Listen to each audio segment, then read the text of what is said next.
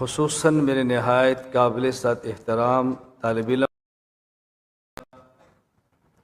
الحمدللہ وحدہ لا شریک لہ والصلاة والسلام علی من لا نبی بعد وعلی آلہ واصحابہ الذین اوفوا عہدا، اما بعد فاعوذ باللہ من الشیطان الرجیم، بسم اللہ الرحمن الرحیم۔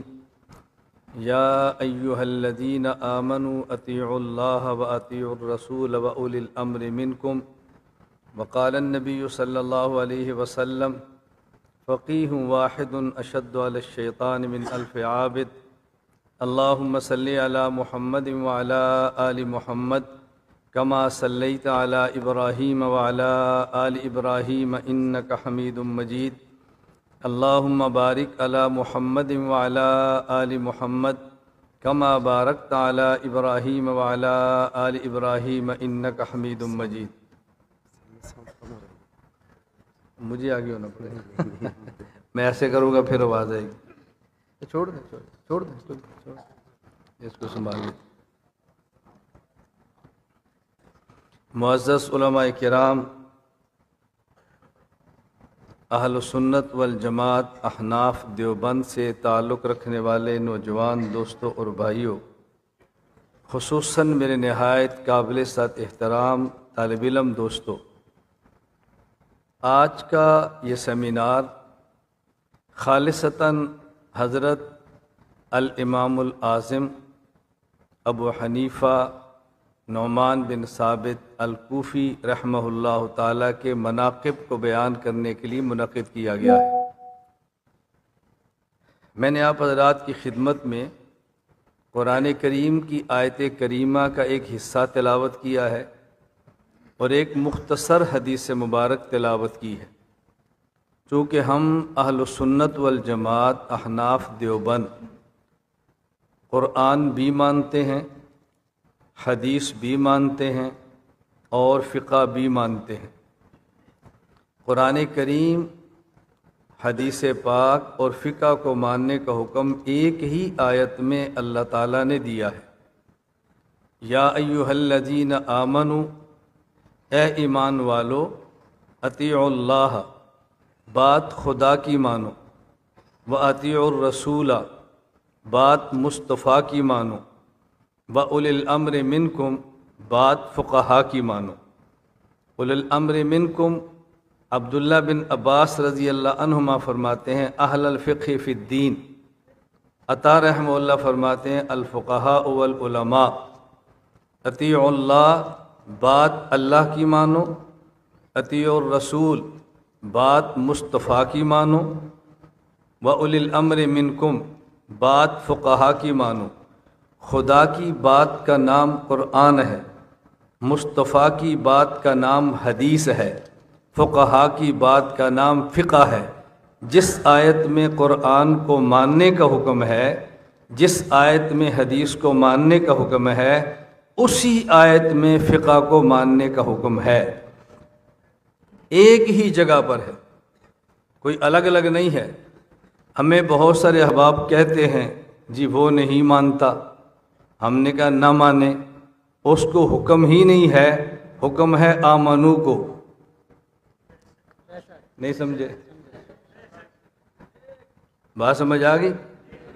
جی وہ نہیں مانتا، ہم نے کہا نہ مانے، حکم اس کو نہیں ہے، حکم آمنو کو ہے۔ ہم اہل سنت والجماعت ماتم نہیں کرتے، ہم دکھ کی خبر پہ نماز پڑھتے ہیں اور صبر کرتے ہیں۔ لوگ کہتے ہیں جی وہ صبر نہیں کرتے، ماتم کرتے ہیں۔ میں کہتا ہوں حکم ان کو نہیں ہے، حکم آمنو کو ہے۔ یا ایہا الذین آمنوا استعینوا بالصبر والصلاۃ، جنہیں حکم ہے وہ مانیں گے، جنہیں حکم نہیں وہ نہ مانیں۔ یا ایہا الذین آمنوا، ممکن ہے اہل علم کے ذہن میں اشکال آئے، یہ ہم نے پہلی بار سنا ہے شاید کہ فقہ کا انکار کرو تو آمنو نہیں رہتا۔ میں نے کہا بات سمجھنا، ایک ہے فقہ حنفی، ایک ہے فقہ مالکی، ایک ہے فقہ شافعی، ایک ہے فقہ حنبلی، آپ ان 4 فقہا میں سے کسی ایک کی فقہ نہ مانو، ان 4 فقہا میں سے کسی کی بھی فقہ نہ مانو، یہ بات الگ ہے، لیکن الفقہ المطلق کو نہ مانو، یہ بات الگ ہے۔ بات سمجھ آ رہی ہے؟ ایک بندہ کہتا ہے مولانا میں آپ کے مسجد کو نہیں مانتا، آپ نے غصب کی ہے جگہ پھر بنائی ہے، یہ بات الگ ہے۔ ایک کہتا ہے میں مسجد کو نہیں مانتا، یہ بات الگ ہے۔ جو نفس مسجد کا انکار کرے اس کا حکم الگ ہے، جو خاص میری مسجد کا انکار کرے اس کا حکم الگ ہے۔ جو فقہ حنفی نہ مانے اس کا حکم الگ ہے، جو نفس فقہ نہ مانے اس کا حکم الگ ہے۔ دونوں میں فرق کرنا سیکھو نا، آپ اہل علم ہو، فرق کرنا سیکھو۔ میں یہ نہیں کہہ رہا فقہ حنفی، میں کہہ رہا ہوں فقہ۔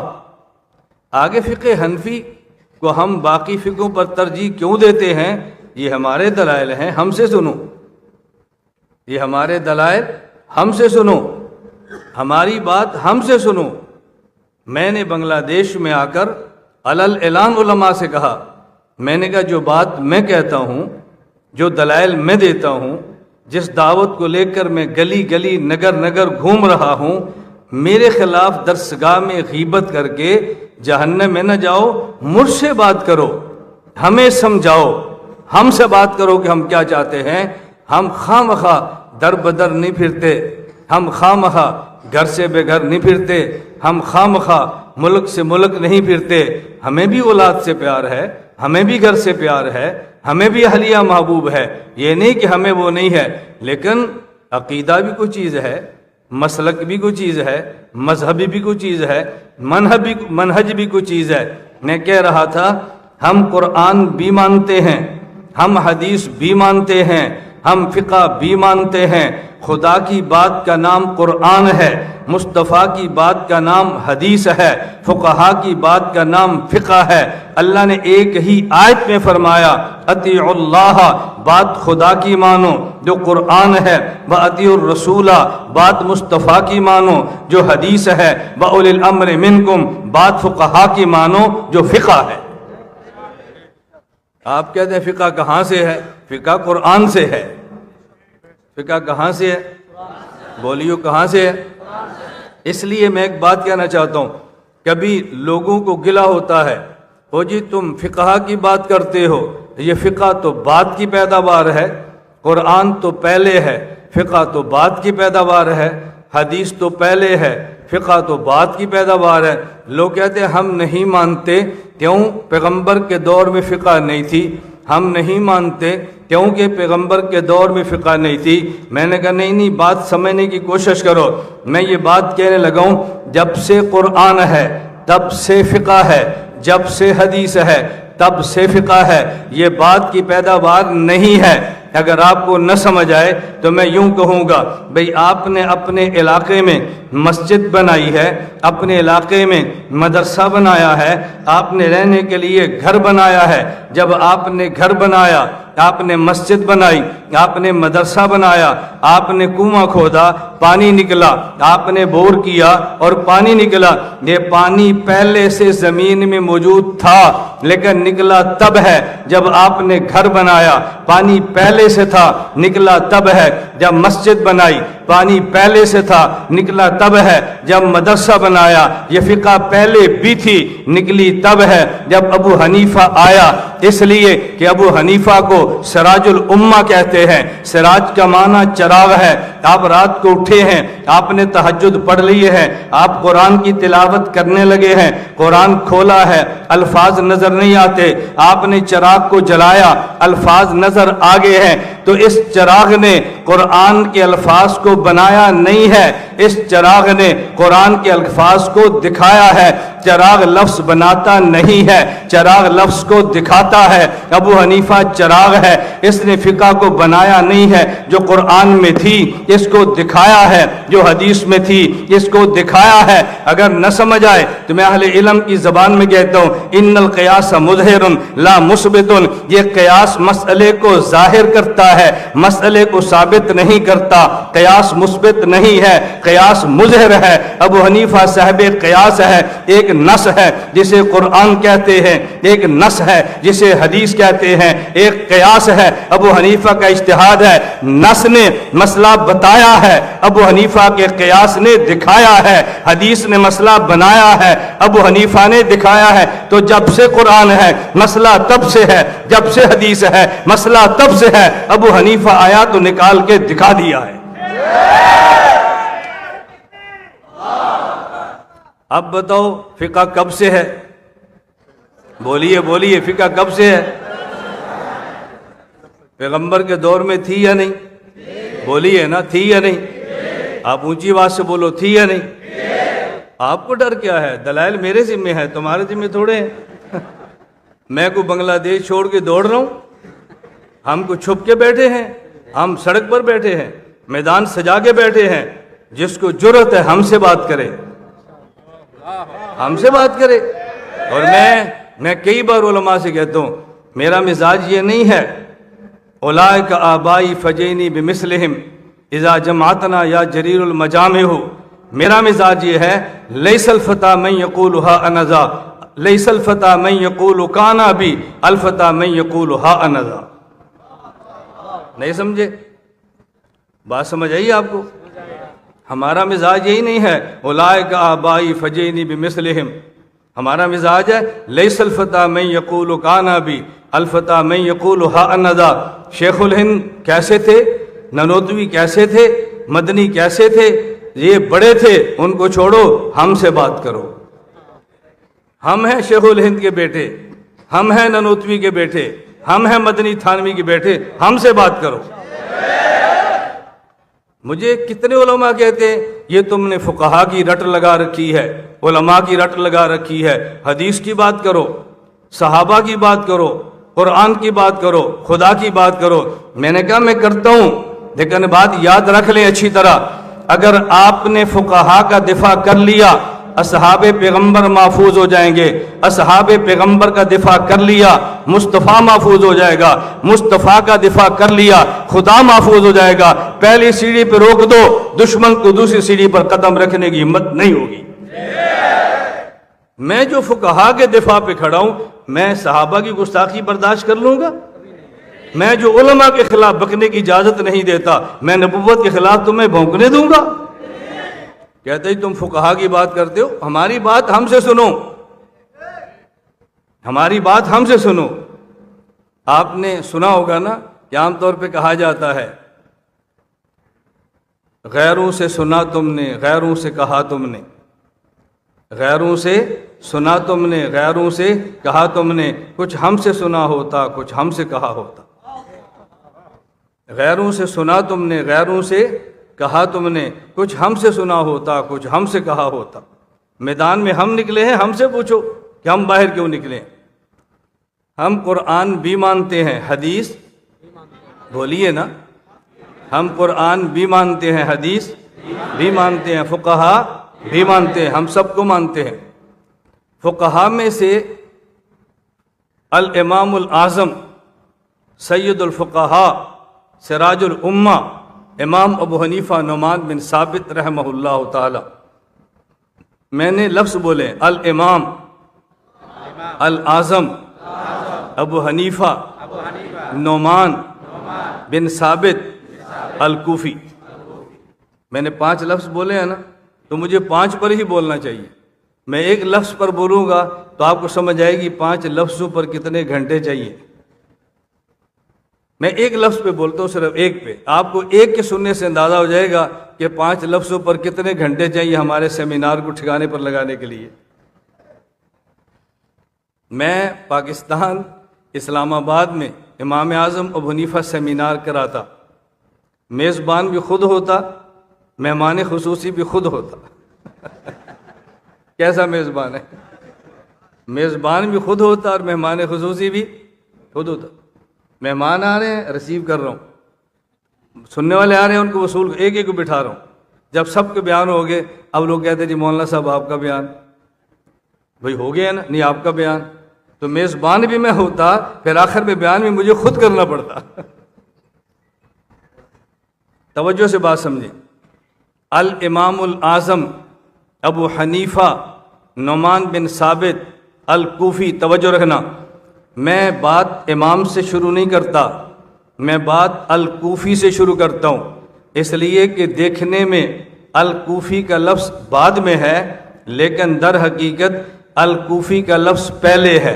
پہلے کوفہ بنا ہے، پھر ابو حنیفہ پیدا ہوا ہے، پہلے کوفہ بنا ہے، پھر ابو حنیفہ پیدا ہوا ہے، پھر امام بنے ہیں، پھر اعظم بنے ہیں، ابو حنیفہ بنے ہیں، لیکن پہلے تو کوفہ ہے۔ اعتراض تو ہم پہ جب بھی کیا دشمن نے کوفہ کا نام لے کر کیا، میں اس پہ دو چار اعتراض کر کے اپنی بات کو آپ کی خدمت میں پیش کرتا ہوں۔ ہمارے امام ابو اعظم ابو حنیفہ رحمہ اللہ تعالیٰ یہ کوفی ہیں۔ پس منظر آپ کے ذہن میں ہے، میں تفصیل میں نہیں جاتا۔ کبھی آپ نے غور کیا کہ کوفہ وہ شہر ہے جس میں امام ابو حنیفہ کی ولادت ہے؟ کوفہ وہ شہر ہے جہاں امام ابو حنیفہ دنیا سے جا رہے ہیں۔ ہمارے امام ابو حنیفہ کوفہ میں پیدا ہوئے ہیں۔ ہم پہ مشہور اعتراض کیا جاتا ہے، بھئی تمہارا امام تو کوفی ہے، تمہارا امام تو مکی نہیں ہے، تمہارا امام تو کوفی ہے، تمہارا امام تو مدنی نہیں ہے۔ اگر تم نے کسی فقیہ کو امام بنانا ہی تھا تو امام تم مکہ کا بنا لیتے، امام تم مدینہ کا بنا لیتے۔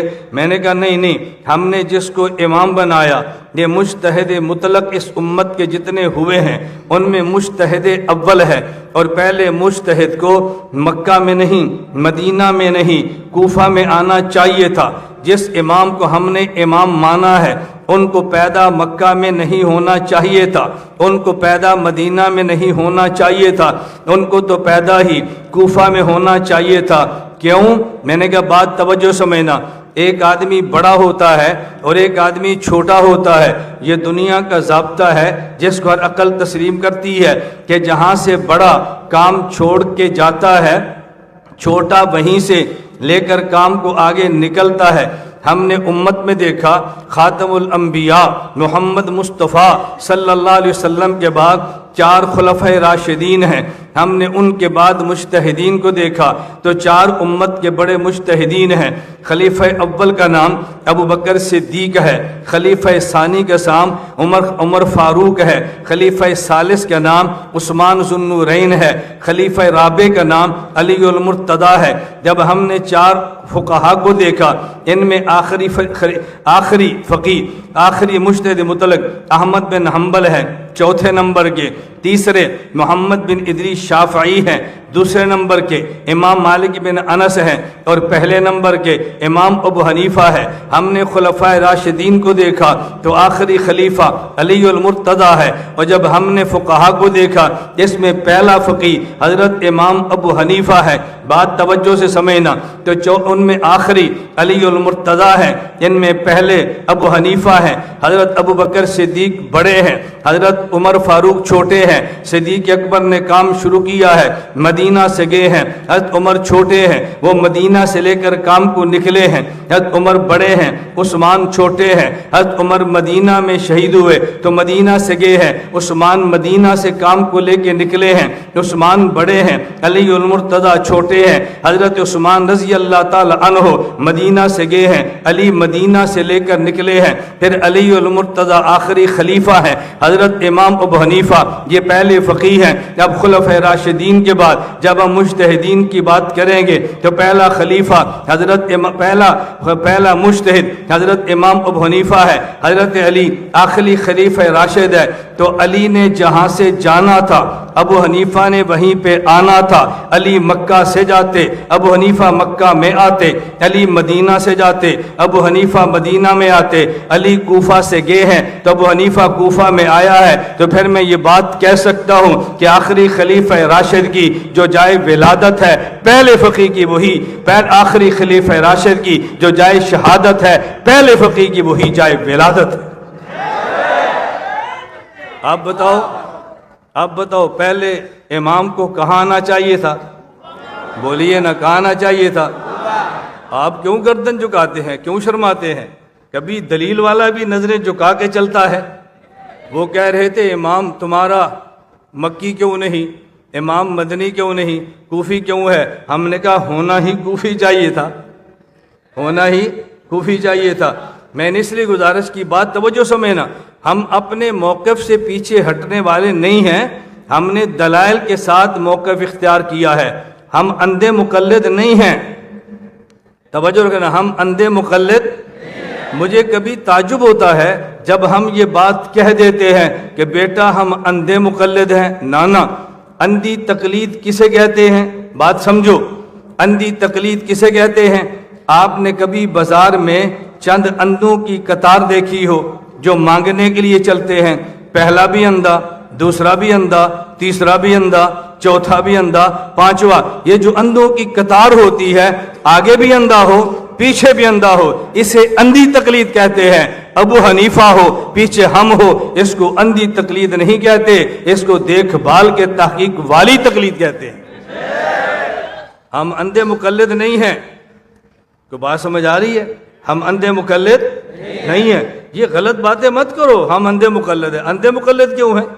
ہم سوچ سمجھ کر مقلد ہیں، ہم ایسے ابو حنیفہ کے مقلد نہیں ہیں، ہم نے دلیل کے ساتھ دیکھا ہے، عقل و شعور کے ساتھ سمجھا ہے، ہم نے امام ابو حنیفہ کی زندگی پہ غور کیا ہے، حالات پہ غور کیا ہے، ان کی فقہ کو سمجھا ہے، یوں مقلد نہیں ہیں۔ تو سوال یہ تھا کہ جو تمہارا امام ہے یہ مکی کیوں نہیں ہے، یہ مدنی کیوں نہیں ہے، یہ کوفی نازل ہوا اور کوفہ گیا، یہ وہی قرآن ہے جو مدینہ میں نازل ہوا اور کوفہ گیا، یہ کوئی کوفہ سے قرآن نہیں آیا، بلکہ جو قرآن صحابہ کوفہ لے کر گئے تھے یہ وہیں کوفہ سے واپس آیا ہے۔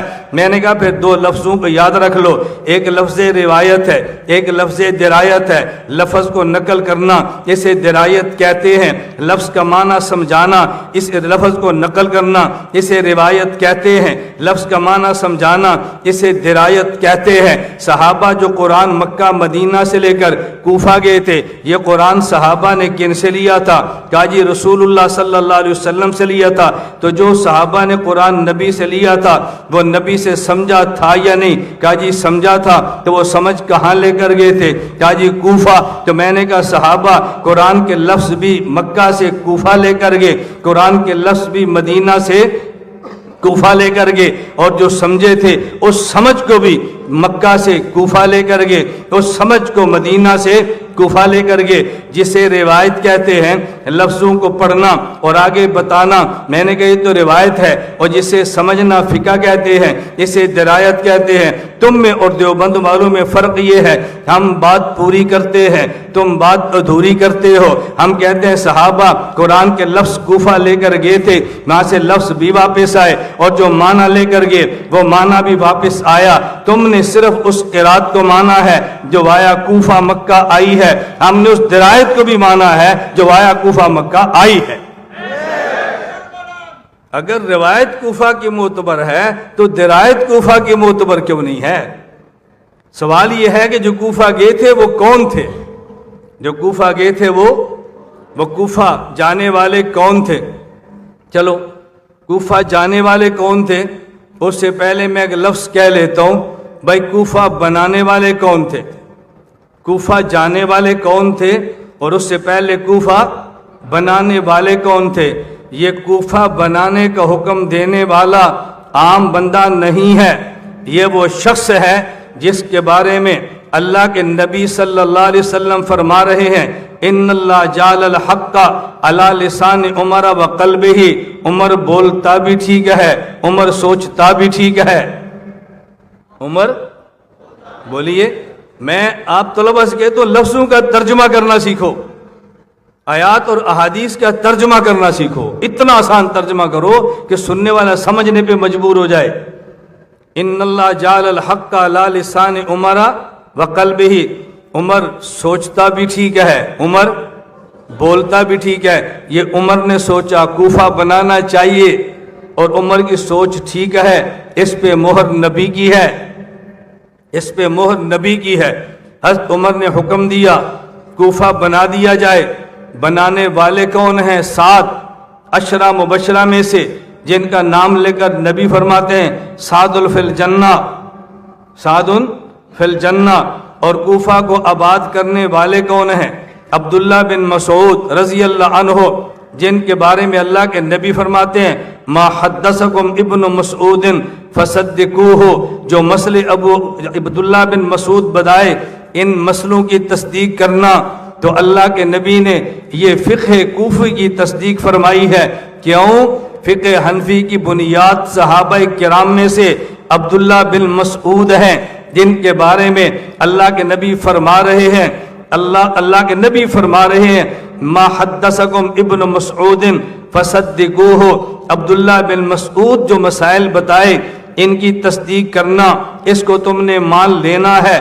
تو کوفہ بنانے والے حضرت 7 صحابی ہیں، کوفہ کے بنانے کا حکم دینے والے عمر بن خطاب ہیں، دونوں عشرہ مبشرہ میں سے ہیں، ایک ان میں خلیفہ راشد ہیں، اور جو قرآن لے کر گئے ہیں وہ کون ہیں؟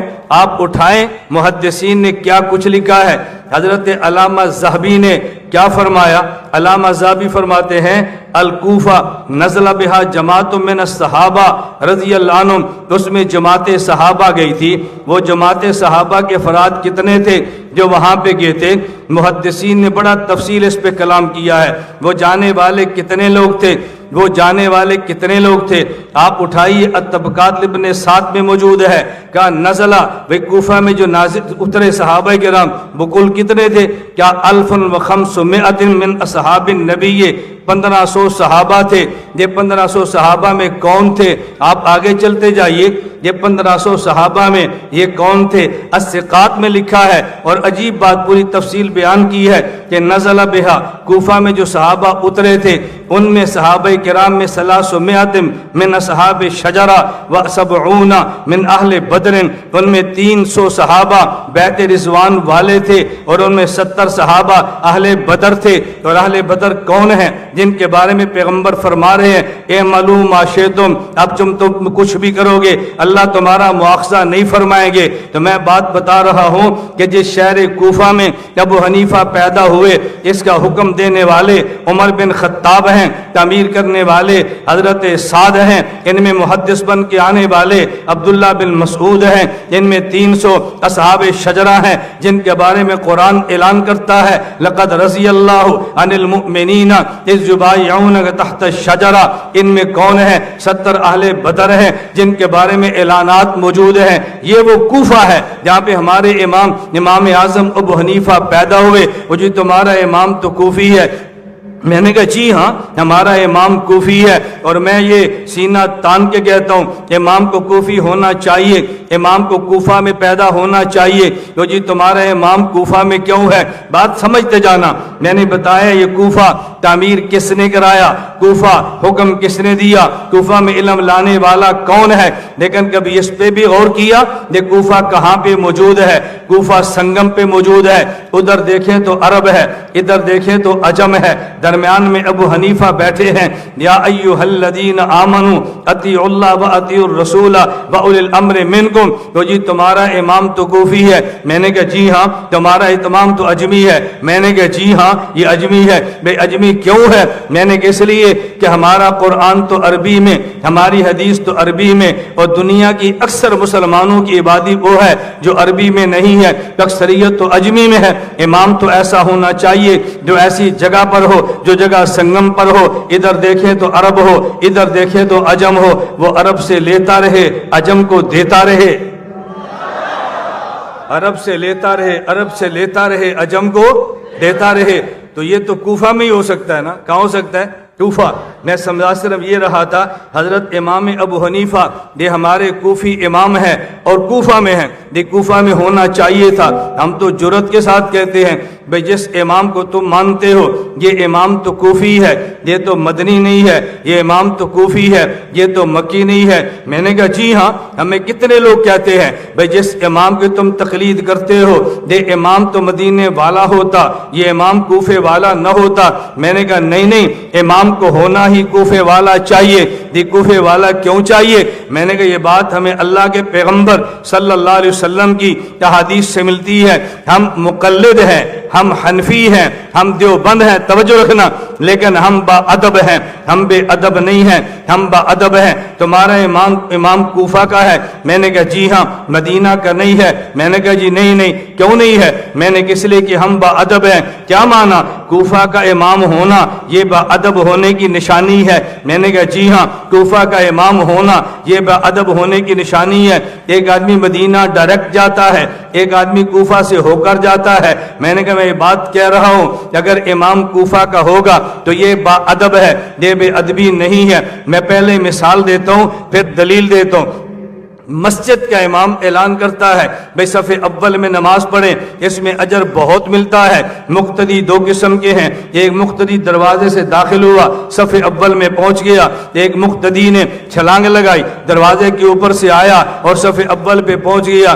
دونوں صف اول میں آئے ہیں، ایک دروازے سے گزر کے آیا ہے، ایک دروازہ پھلانگ کے آیا ہے، دونوں میں فرق کیا۔ جو دروازے سے گزر کے صف اول میں پہنچا یہ با ادب ہے، جو دروازہ کراس کے دروازہ پھلانگ کے آیا یہ بے ادب ہے۔ ہم با ادب ہیں۔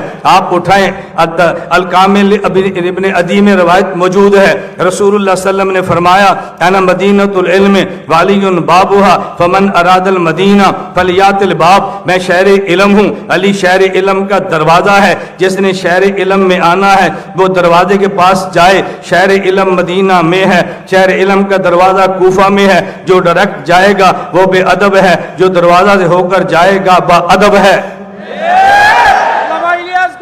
انا مدینۃ العلم والی بابھا، میں شہر علم ہوں، علی شہر علم کا دروازہ ہے، دروازہ کوفہ میں ہے، شہر علم مدینہ میں ہے۔ تو جو شہر علم میں دروازے سے گزر کے جائے گا وہ با ادب ہے۔ اور یہ بات توجہ سے سمجھنا، شہر علم کا دروازہ میں کوفہ کو کہہ رہا ہوں، یہ صرف میرا ذوق نہیں ہے، یہ امام بخاری کا ذوق ہے۔ جو بات میں کہتا ہوں یہی بات امام بخاری فرماتے ہیں۔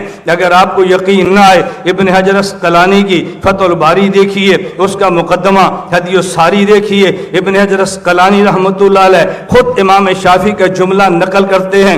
امام شافعی رحمہ اللہ فرماتے ہیں میں علم سیکھنے کے لیے ذهبت الى الشام والبصرہ مرتین، میں شام اور بصرہ دو مرتبہ گیا ہوں، وإلى الجزیرہ اربع ذهبت الى الشام والبصرہ والجزیرہ، میں وہاں گیا ہوں دو مرتبہ۔ آگے امام شافعی ذهبت الى الشام والجزیرہ مرتین، میں شام اور جزیرہ گیا دو مرتبہ۔ فرمایا میں بصرہ گیا چار مرتبہ۔ اور جب حجاز کی باری آئی اقمت بالحجاز ستۃ اعوام، اور جب میں حجاز گیا تو میں 6 سال گیا ہوں۔ اور جب کوفہ کی باری آئی فرمایا لا احصی کم دخلت الى کوفہ، میں کوفہ کتنی بار گیا مجھے یاد ہی نہیں ہے۔ اب امام بخاری کیا فرمانا چاہتے ہیں؟ بھائی ایک طالب علم ہے، وہ ایک مدرسے میں پڑھتا ہے، اس طالب علم سے پوچھو اس مدرسے میں کتنے سال ٹھہرا ہے؟ وہ کہتا ہے جی 8 سال۔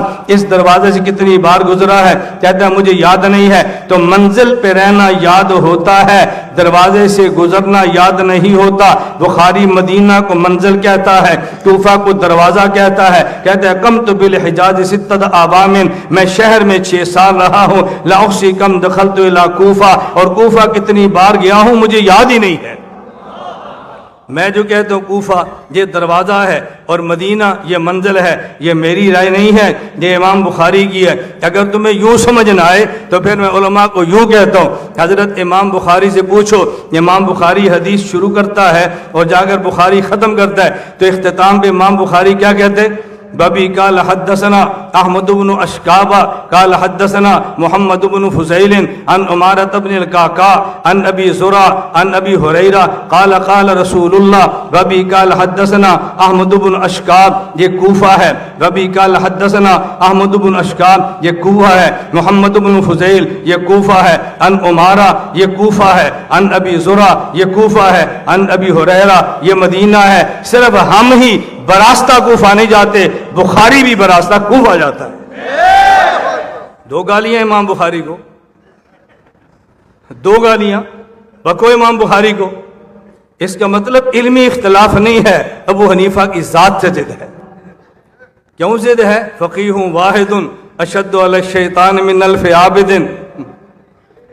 اللہ کے نبی نے بتایا ہے فقیہ سے کون ڈرتا ہے، ہم جانتے ہیں۔ میں نے اس لیے کہتا نا یا ایھا الذین آمنو، سمجھ آئی بات؟ آمنو اور شیطان تو ایک نہیں ہو سکتے نا۔ میں یہ بات سمجھا رہا تھا، الامام الاعظم نعمان بن ثابت آگے الکوفی، میں کوفہ پہ بات کر رہا ہوں، کیا بات توجہ سمجھنا۔ حضرت امام اعظم ابو حنیفہ رحمۃ اللہ علیہ کوفی ہیں، اور ہمیں امام کے کوفی ہونے پر کوئی شرمندگی نہیں ہے۔ حضرت امام کے کوفی ہونے پر ہمیں فخر ہے، ہمیں شرمندگی نہیں ہے، ہمیں فخر ہے۔ پھر سوال آ گیا، او جی تمہارا امام تو کوفہ کا ہے۔ میں نے کہا سوال کرتے جاؤ، جواب سنتے جاؤ، تمہارے سوال ختم ہوں گے، ہمارے جواب ختم نہیں ہوں گے۔ میدان سے جا کے دیکھ لو، ہم کون سے دوڑ رہے ہیں، میدان سے جا کے دیکھو، پتہ چلے کہ تمہارے سوال ختم ہوتے ہیں یا ہمارے جواب ختم ہوتے ہیں۔ بھی تمہارے امام کوفہ کے ہیں؟ جی ہاں، کوفہ تو حضرت حسین کو شہید کر دیا گیا رضی اللہ تعالی عنہ۔ میں نے کہا حضرت حسین کو کوفہ میں شہید کیا ہم مان لیتے ہیں، لیکن ایک بات آپ بھی بتاؤ، جہاں شہید کا خون گرتا ہے وہ جگہ پاک ہوتی ہے یا ناپاک ہوتی ہے؟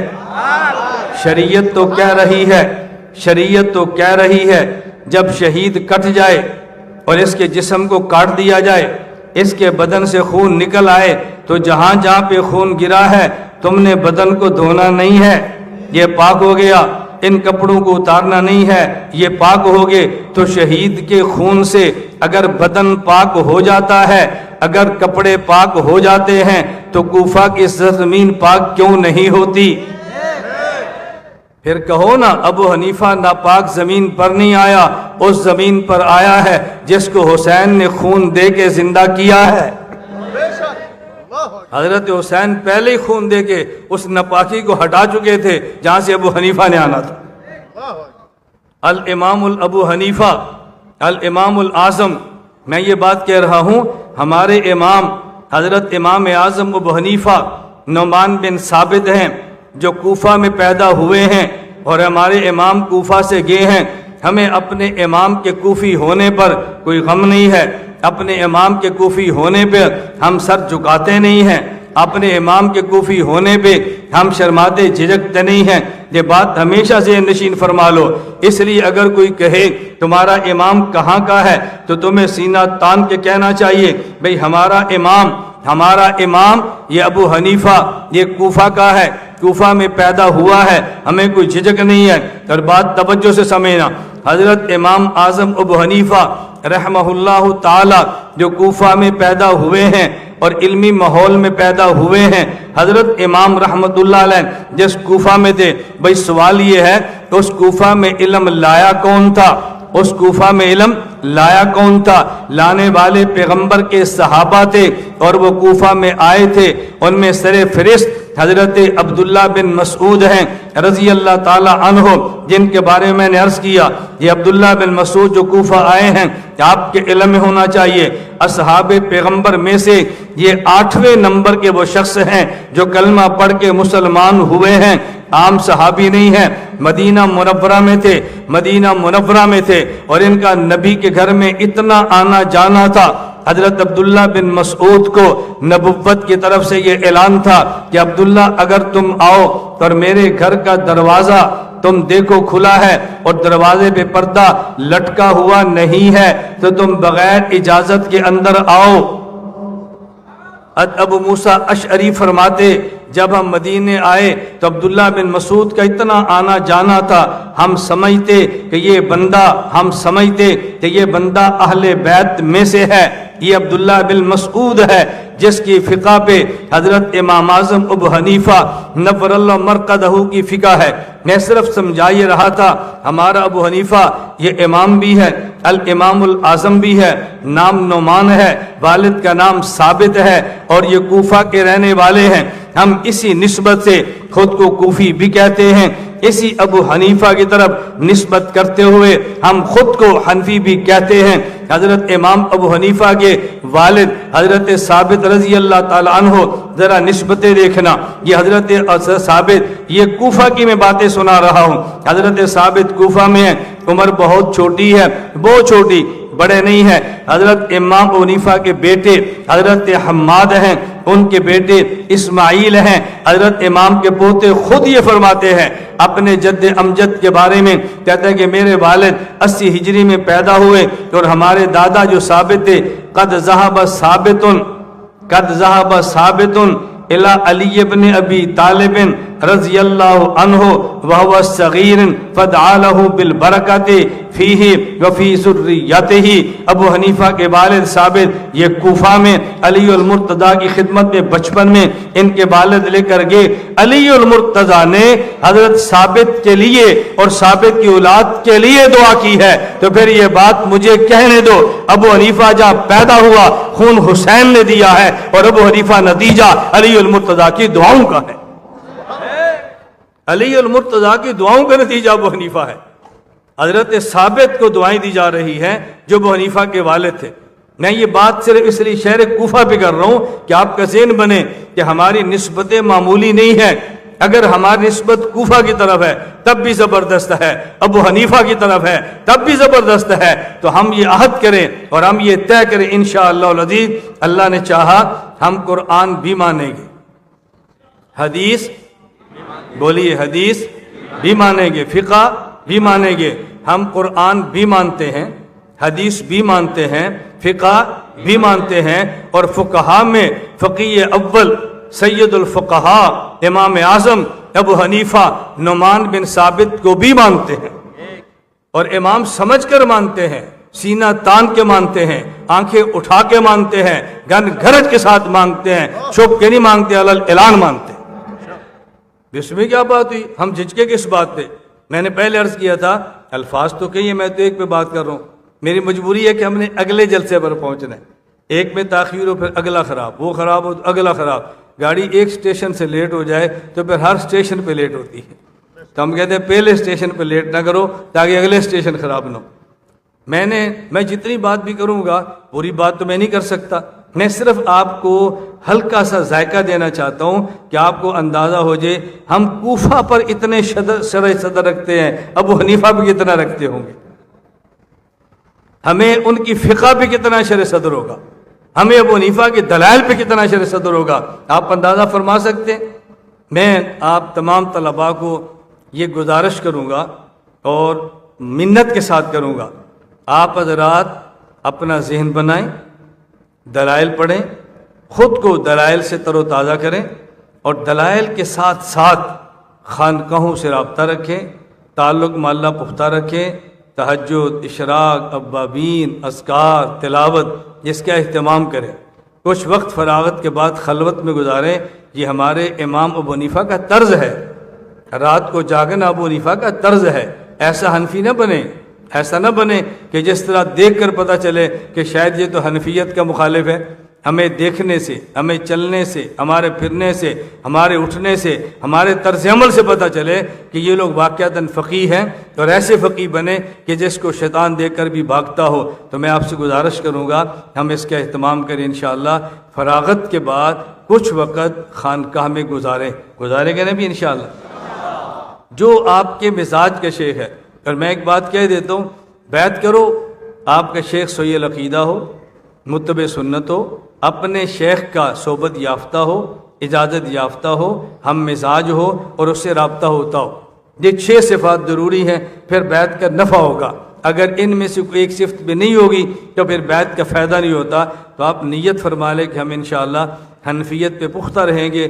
میں ہر جلسے میں یہاں تقریباً ایک بات کہہ رہا ہوں، وہی بات یہاں کے اگر اجازت چاہوں گا کہ اپنا تعارف ذہن میں رکھ لو، اور اس سے آپ نے پیچھے نہیں آنا کہ ہم کون ہیں۔ 4 لفظ آپ نے ذہن میں رکھنا ہے۔ ہمارا دین اسلام ہے، ہمارا دین اسلام ہے، ہمارا مسلک اہل سنت والجماعت ہے، ہمارا مذہب احناف ہے، ہمارا منہج دیوبند ہے۔ کتنے لفظ ہیں؟ ہمارا دین اسلام ہے، ہمارا مسلک اہل سنت والجماعت ہے، ہمارا مذہب احناف ہے، ہمارا منہج دیوبند ہے۔ یہ لفظ ان میں رکھو۔ رات میں نے 1 گھنٹہ ان 4 لفظوں پہ بات کی تھی سمجھانے کے لیے کہ ان کا مطلب کیا ہے، اب یاد رکھ لو، پھر نشست میں صحیح۔ ہمارا دین اسلام ہے، ہمارا مسلک اہل سنت والجماعت ہے، ہمارا مذہب احناف ہے اور ہمارا منہج دیوبند ہے۔ اللہ مجھے اور آپ سب کو اتفاق، اتحاد، ایک دوسرے کا احترام کرتے ہوئے دین کی مقبول خدمت کی توفیق عطا فرمائے۔ شہداء نے پکارا ہے تم کو فردوس کے بالا خانوں سے، شہداء نے پکارا ہے تم کو فردوس کے بالا خانوں سے، ہم راہ وفا میں کٹ آئے تمہیں پیار ابھی تک جانوں سے۔ شہداء نے پکارا ہے تم کو فردوس کے بالا خانوں سے، ہم راہ وفا میں کٹ آئے تمہیں پیار ابھی تک جانوں سے۔ اس جذبہ گلبوسی میں کچھ کانٹے بھی چبھ جاتے ہیں، اس جذبہ گلبوسی میں کچھ کانٹے بھی چبھ جاتے ہیں، اپنوں کے نشتر سہرے نہ ٹکرانا فقط بیگانوں سے۔ الحمدللہ الحمدللہ وحدہ لا شریک لہ والصلاة والسلام علی من لا نبی بعدہ وعلی آلہ واصحابہ الذین اوفوا عہدہ، اما بعد فاعوذ باللہ من الشیطان الرجیم، بسم اللہ الرحمن الرحیم۔ یا ایہا الذین